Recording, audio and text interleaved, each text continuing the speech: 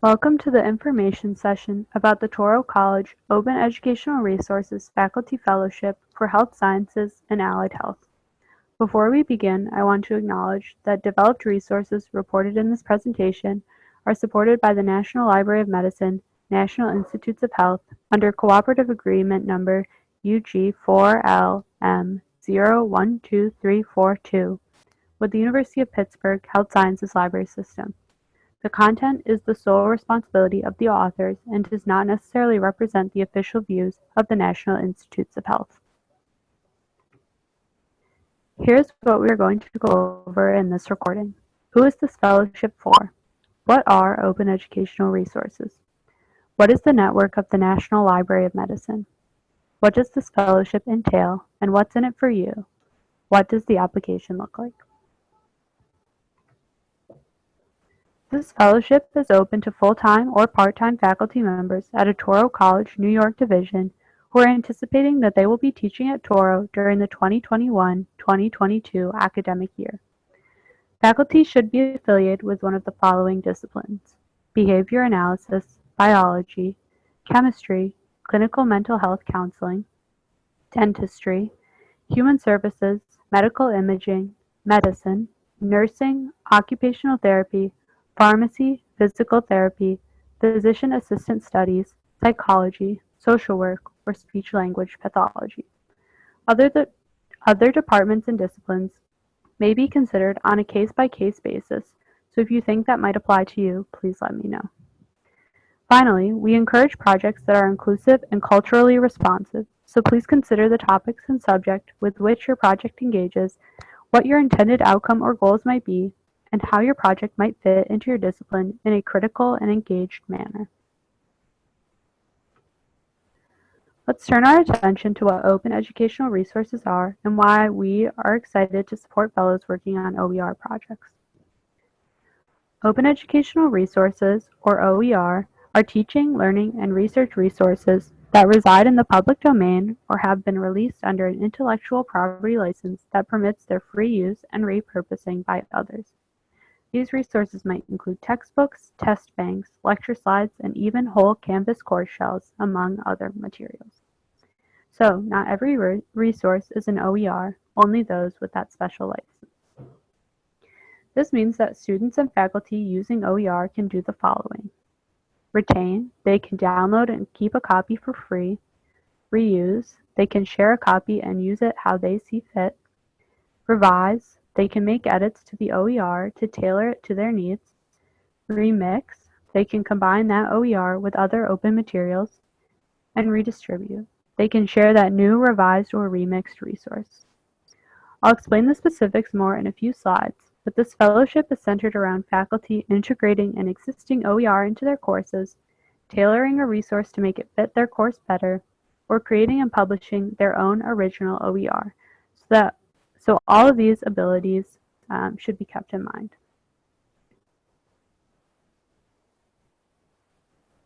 We are able to offer this fellowship because we were awarded a grant from the Middle Atlantic region of the network of the National Library of Medicine. So I just want to explain briefly what the NNLM is. The NNLM is a nationwide program coordinated by the National Library of Medicine, which is part of the National Institutes of Health, which is part of the U.S. Department of Health and Human Services and the largest biomedical research agency in the world. The mission of the NNLM is to advance the progress of medicine and improve the public health by 1. Providing all U.S. health professionals equal access to biomedical information, and 2. Improving the public's access to information, enabling them to make informed decisions about their health and health care. The NNLM is based on the collaboration of members including libraries, information centers, health departments, and community organizations. The Middle Atlantic Region Library fosters awareness of and access to quality health information available from the NLM and NNLM.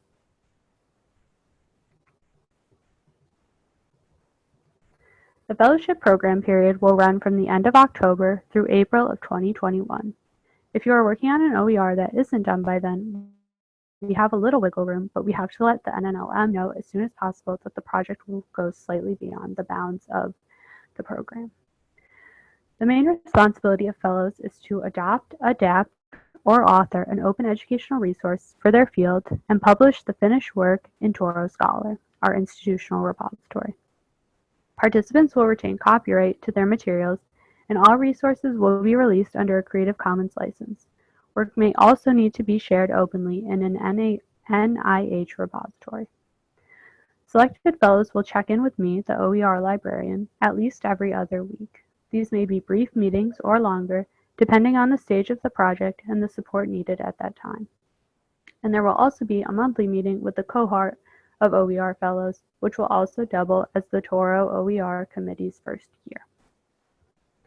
Finally, we ask that fellows engage in OER advocacy efforts at Toro during the fellowship term and beyond, including but not limited to promoting open educational resources to departmental and campus colleagues, and, where possible, continuing to collaborate with the libraries to write or present on OER.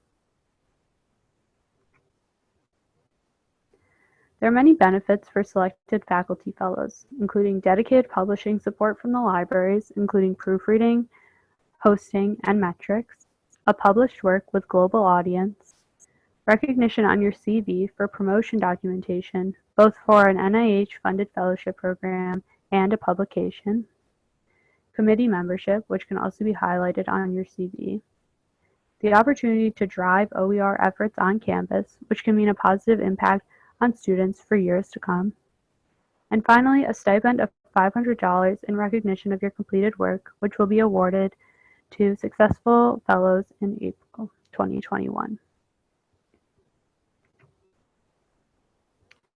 We kept the application as basic as possible and just ask for a few questions.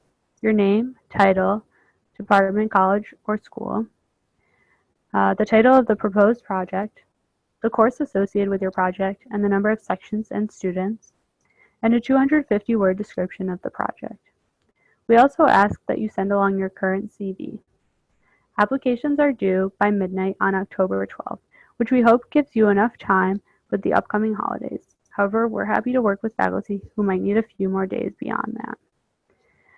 The application is available at this link and is available as a Word document and a PDF. We're asking applicants to download the Word version and make edits there before sending it back to the libraries via email. If you have any technical difficulties with the files, please don't hesitate to reach out for help.